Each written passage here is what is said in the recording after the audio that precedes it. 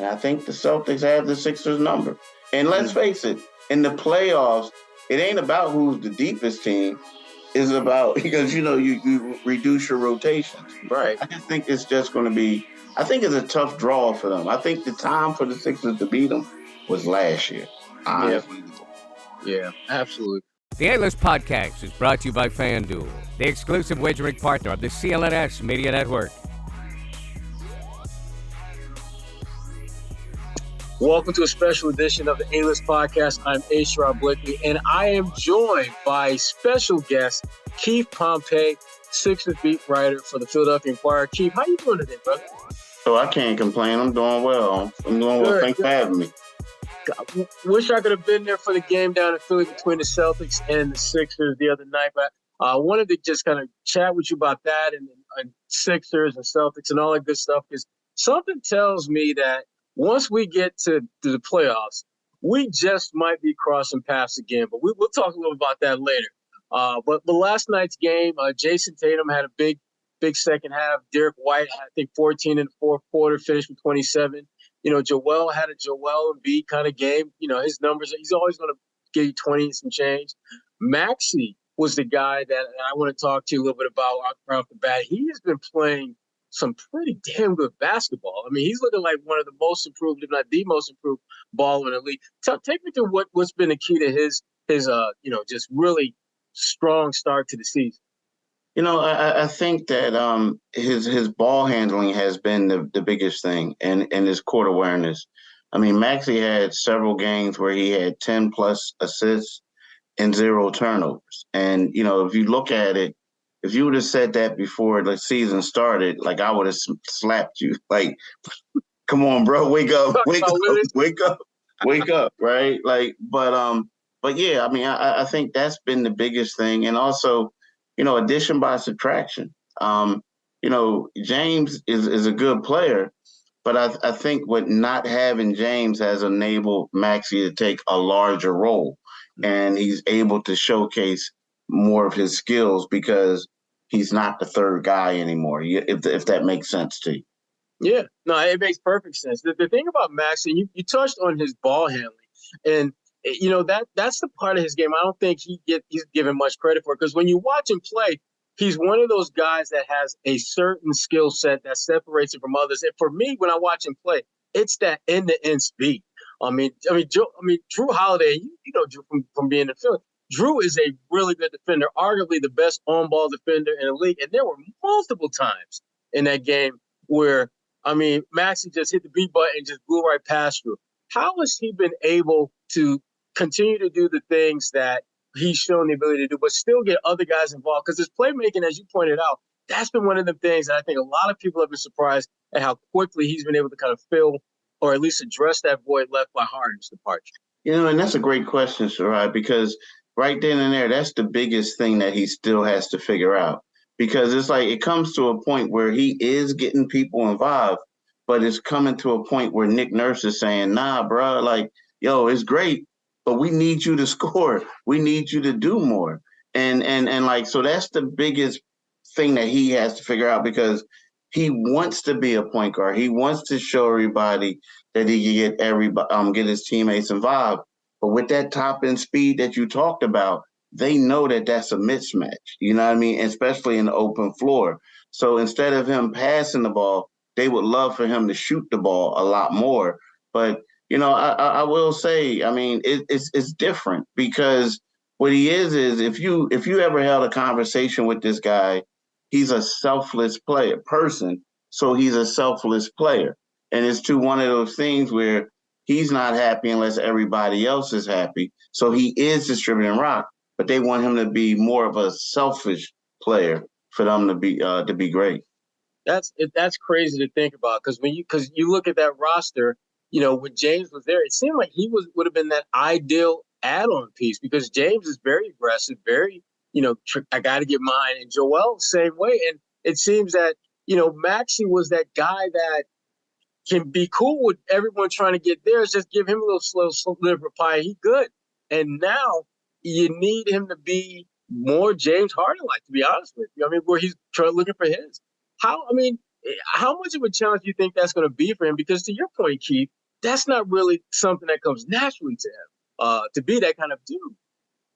I think, well, the one game that we saw was when they played Indiana. Well, not the second, not 2 nights ago, but on The one Sunday. before that, right? Yeah, he shot the ball 32 times. It got to a point where he had 50. He scored a career high 50 points, right? So, right then and there, that was kind of like a little bit of the progression where you can see it. But, I feel like with him, he realizes that there's going to be certain times where teams are going to be extremely physical with him. And when that happens, he doesn't really want to shoot. He wants to get others involved, right? He's looking at it as if, you know what, I'm not scared, but what it is they're bringing bodies at me and other guys are open. But right then and there, the Sixers still want him to attack. And that's the hard part because, you look at a guy like Tobias Harris, who is having a pretty good year. When Kelly Oubre comes back beforehand, he was averaging more than Tobias. So therein lies where that was the hard transition. I think that, but Tyrese, the one thing that I will say is Joel is always in his ear saying, we need you to shoot more.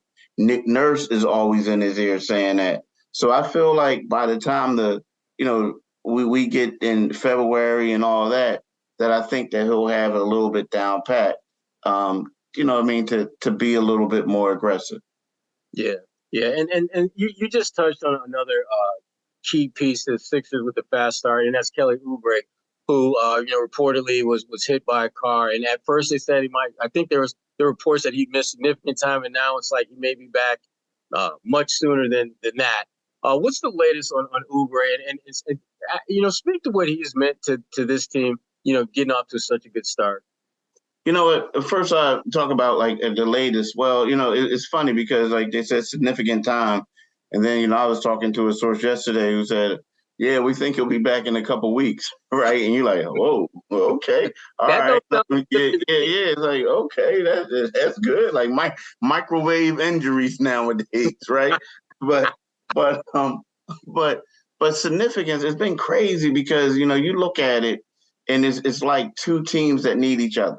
Like Kelly Oubre, the Sixers were the only team that really offered him anything, and that was a minimum. That was it, right? And you look at the Sixers needed a scorer. They needed another guy to balance things out. So what he meant to him was, Kelly, when he was at other places, he was known for taking awful shots. His shot selection has been better. He was also known for someone who could play defense, but didn't play defense. So now it's like when his shot isn't on, you see Kelly getting the steal. You see him trying to, be real physical and have a presence on the defensive end. So he meant a lot to him. And the funny part is they were rolling with him. Right. And then all of a sudden, he didn't play the last 3 games. They won the first one, but then they didn't have Nick Batum the next 2, and without Nick Batum and without Kelly, they're a completely different team, and they lost. So, I would have to say that Kelly, outside of Maxey, right, you would have to say that Kelly has probably been the most exciting player that the 76ers have had in this early stage of the season. Score early this NFL season with FanDuel, America's #1 sportsbook. Right now, new customers get $150 in bonus bets with any winning $5 moneyline bet. That's $150 if your team wins. If you've been thinking about joining FanDuel, there's no better time to get in on the action. The app is so easy to use. There's a wide range of betting options, including spreads, player props, over-unders, and so much more. So visit FanDuel.com/Boston and kick off the NFL season. FanDuel, official partner of the NFL. Our good friend Gary Washburn of the Boston Globe, it pisses him off that Kelly Oubre ain't playing somewhere like Boston. Because Gary, even before Philly signed him, I will give Gary his props. He was tooting the horn of Oubre as a guy that you could get for minimum wage. But I thought you would have to pay more for him because he's a good player. And so Gary, if you see him at the game and Oubre is balling out, and he looked a little salty. You're gonna know why. He was, he was looking salty yesterday because he ain't see Oubre. So, but you're right though. I mean, when you talk about teams that are like going to be in the hunt for championships and contending for deep playoff runs and stuff like that, they usually have one or two cats on their squad that plays well above their fair market value. Oubre seems like he's one of those guys for them. I got another cat too that I thought played really well against the Celtics, and not a lot of people know who he is because he's still a young player. Is Springer, the kid from Tennessee, Jaden. Has he been just as big a revelation for those who don't watch him as for the folks there in Philly? Because he really seems like one of those late first round picks a couple of years ago that's just kind of coming to his own right now. Yeah, he has. He's been a major revelation. It was like he was one of those draft picks when they drafted him. You knew it was going to be for the future, but you didn't know if you didn't know like how long they were going to stick with him. You know what I mean? Because they want to win, and maybe you could trade him and get something. I'm just going to share this about him. He's one of those guys who he was the second youngest player in his draft, but he was a guy who he started the first grade when he was 5. So he was a young dude. So he was a McDonald's All-American. He's one of the top guys in his class, but he was extremely young. So the reason why a lot of people didn't know about him or haven't heard from him is because now he's starting to grow up. He's getting stronger. He was just a young dude. The thing about him is it was weird. Like when Doc was here, Doc Rivers, the former coach, Doc had more of a veteran team. So this guy wasn't going to get a lot of time. Not a knock against him. He just wasn't ready. So he spent a lot of time in the G League, but he really didn't put up great stats, right? But then all of a sudden last year, it was like he led the league in steals in the G League, right? And then after that, it was like they brought him up to play in the last couple games of the regular season with the real team. And dude was out there balling, locking people up. So, you hear of it, but right now it's kind of like, he's a young cat. He doesn't want to sit the bench. He wants to be in a rotation.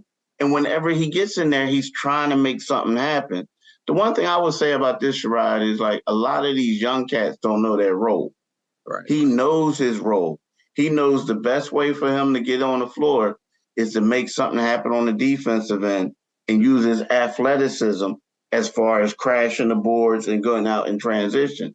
So, he's the type of guy, he knows he's not going to be the man, but he knows that he can make things better for Tyrese by playing defense. So he could be a guy, like you look at it, with a lot of these older guys on the team who could be someone that's going to supplant a lot of guys in the rotation.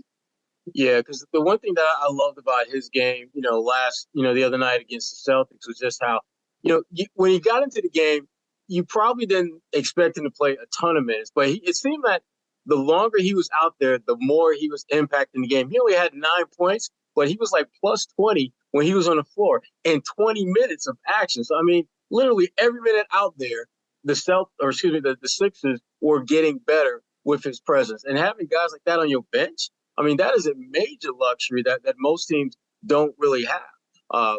But just kind of keeping things moving here with the Sixers. And we're here with Keith Pompey of the Philadelphia Inquirer Sixers beat writer.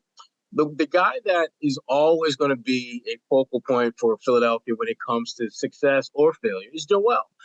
Coming off, one of arguably his best season as an NBA as a player in the league, accolades out the wazoo.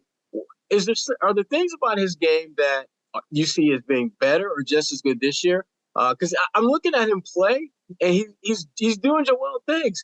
I don't know if he's gotten better or whether he's just kind of at that plateau point in his game, which, again, if this is like the worst that you're going to get out of Joel, you're doing all right. But are there signs that you see of him being any better, or is he pretty much the same player now that we saw a year ago when he was MVP?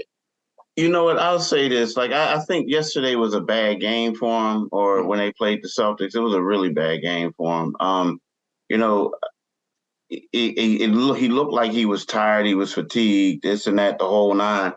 But I will say this, before this stretch, Joel seems like he was more aggressive on the defensive end.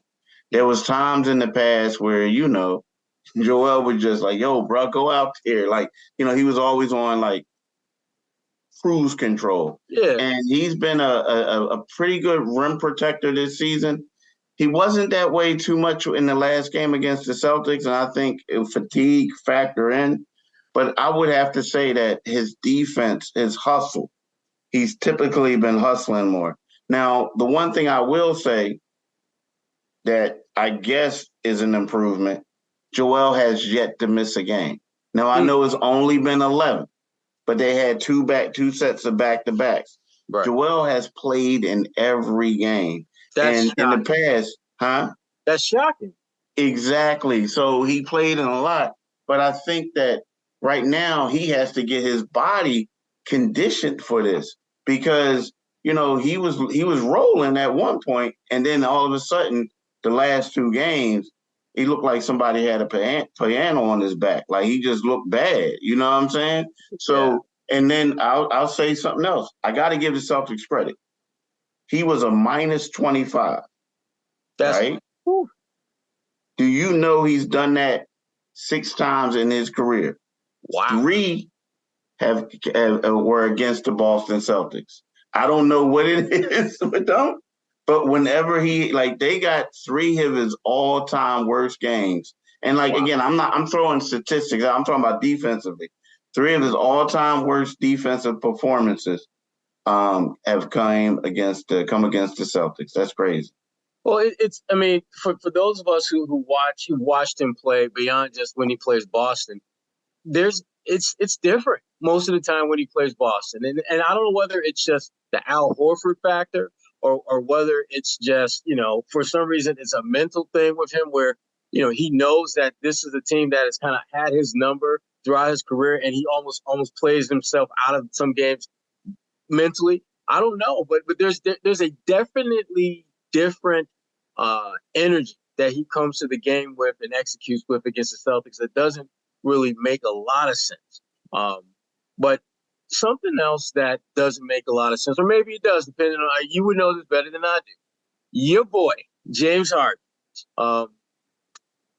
The trade hasn't quite worked out the way the Clippers started with. Now, I think we all were thinking there'd be a little bit of an adjustment period for James, but damn, they catch 4 L's right out the gate with James, right out the gate. And not only the thing about the losses, when you start looking, you start sifting through the weeds and you start looking at the numbers, they're like minus 67 in those first 4 games when he was on the court, and the plus was a significant number when he was off.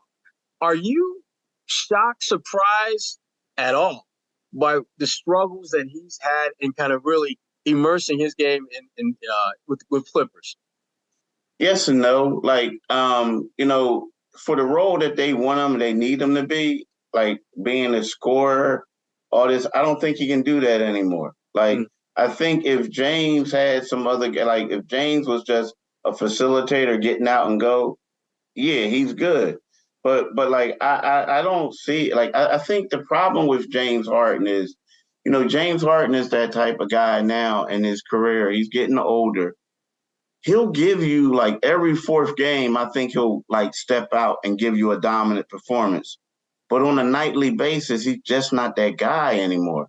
And also, I feel like in order for him to excel the way that he wants to, you got to get him the way that he wants to. You got to get him out there with a lot of maybe shooters, rebounders. It got to be like AI 2001 76ers where he's just going to chuck it up a lot, right? Mm-hmm. But when you're playing with a bunch of other guys and then you got the ball in your hand and you got Russ and Russ can't shoot either. Russ can't shoot.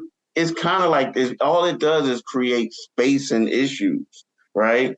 And I just don't, I don't know, man. It's a reason why the Clippers were the only team willing to really trade for him, give up something for him.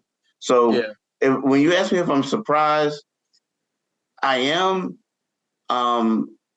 because you didn't think it was going to be this bad, but I'm not surprised because James, again, I said, he was winding down, and a lot of those elite games he had, they were once a week, dude. They were once a week. Yeah.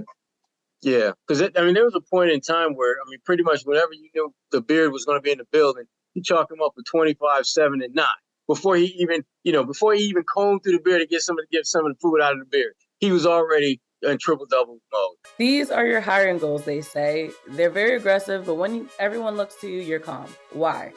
Because you know you don't need a miracle, you need Indeed. Indeed is a hiring platform where you can attract, interview, and hire all in one place.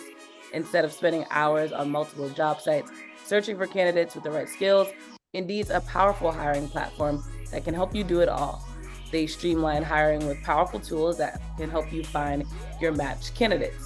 With Instant Match, over 80% of employers get quality candidates whose resume on Indeed match their job description the moment they sponsor a job.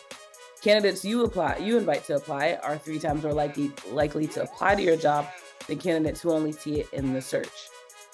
Indeed does the hard work for you, and they show you candidates whose resume, once again, on Indeed, fit the job description immediately after you post so that you can hire faster. Even better, Indeed's the only job site where you only pay for applications that meet your must-have requirements. Indeed is an unbelievably powerful hiring platform, delivering 4 times more hires than all other job sites combined, according to CLNS in 2019. You can start hiring now with a $75 sponsored job credit to upgrade your job post at Indeed.com/A-list. Offer good for a limited time. Claim your $75 credit right now at Indeed.com/A-list.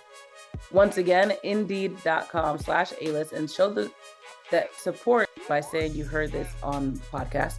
Indeed.com/A-list. Terms and conditions apply. Need to hire? You need Indeed. But the Sixers, to the credit, there was a lot of questions about whether they got fair market value in return for him.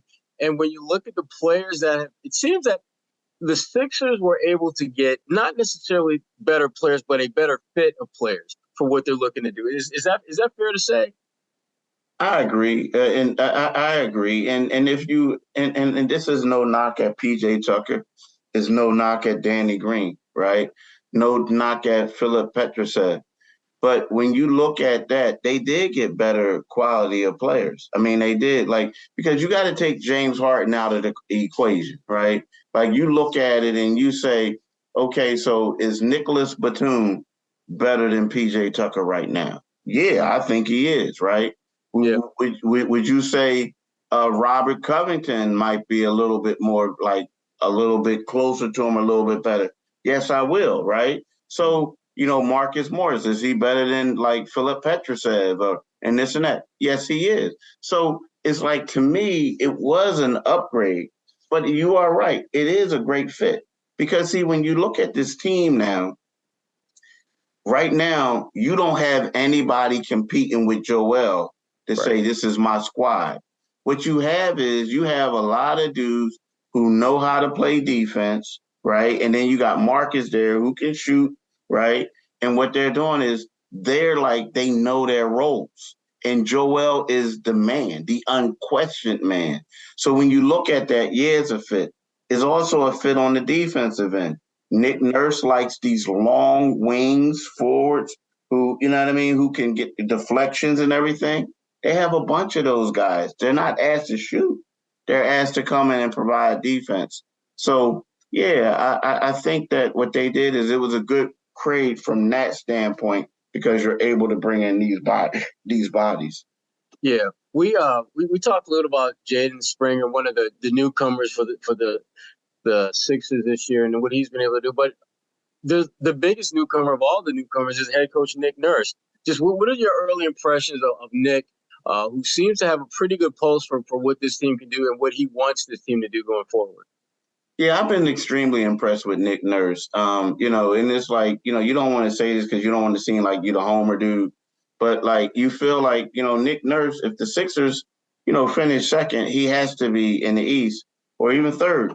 He has to be the coach of the year. You have to, because the thing that Nick Nurse did is at first when he came and he was talking about we want to have this free flowing offense and this and that. And I'm like, okay, this ain't going to work, right? You're going to take the ball out of Joel's hand and he going to be cool with it? Yo, man, this ain't working, dog. That ain't gonna work. This ain't working. That's what you think. And then all of a sudden you look at it and you see how guys are cutting. You see how Joel is happy because it's taking the pressure off of him, right? So you see that and you're like, dang, this okay now nobody's criticizing Tobias about the money he makes. They're all like saying he's, a great player. So I look at that and you see how Kelly fit in. That was great. On a defensive end, they're playing so much more aggressive than they were in the past. And so we can say, okay, Tyrese Maxey ascended. Joel Embiid is playing better defense. Kelly Oubre is fitting in. Tobias is doing this.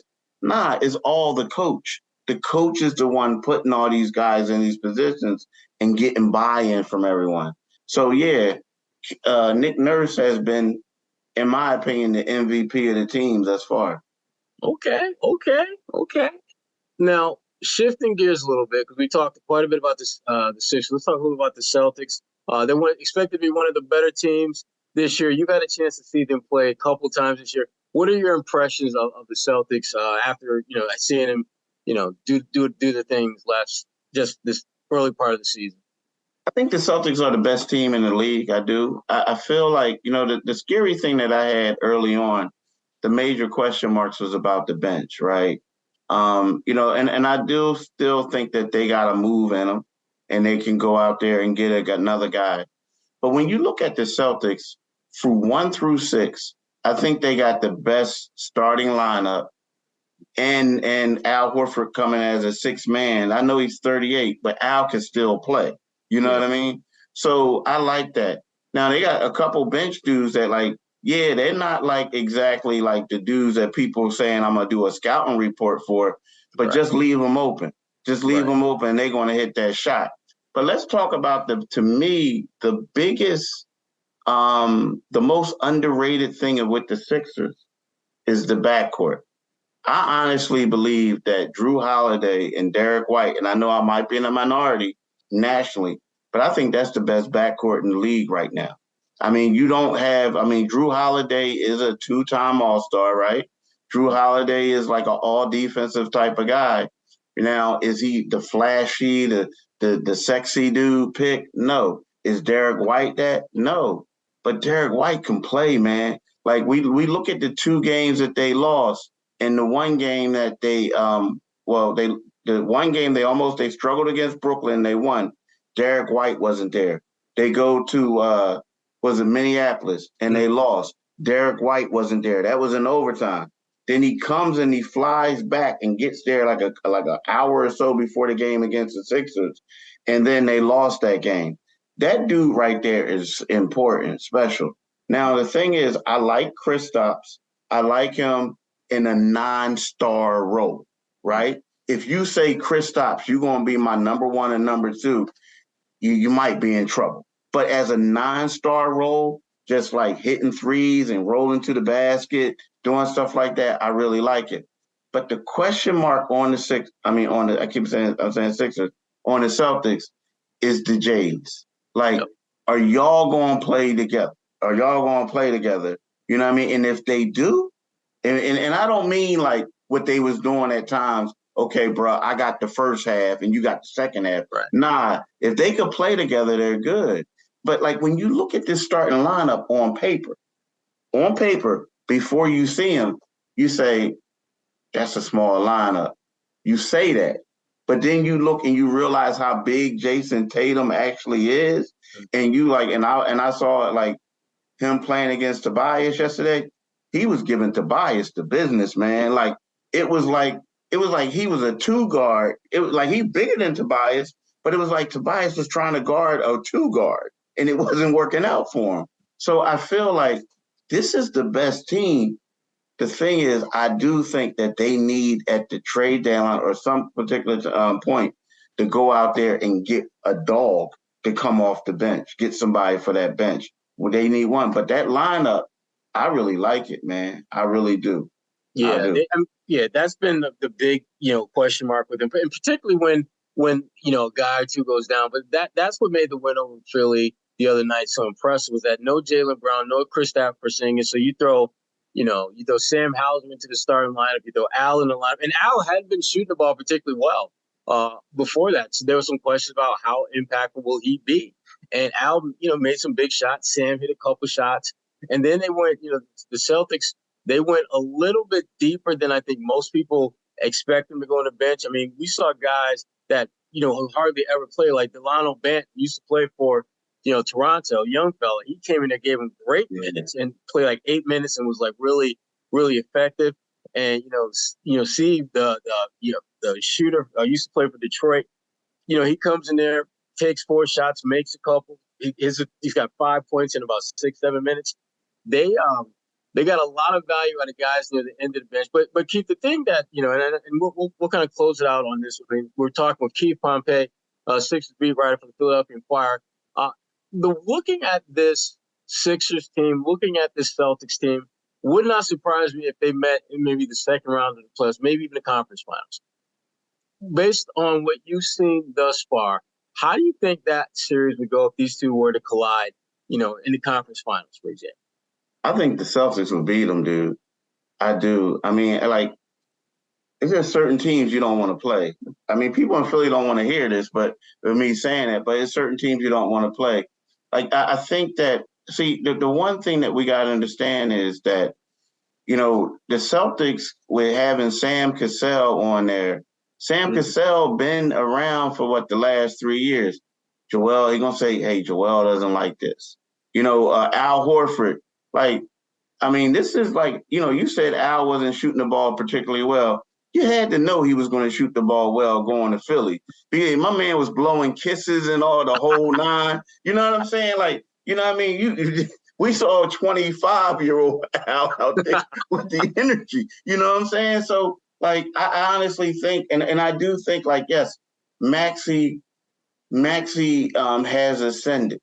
But I think that the stuff that I saw Jason Tatum doing to Tobias yesterday, it was like he had a cheat code. I mean, seriously, you saw it?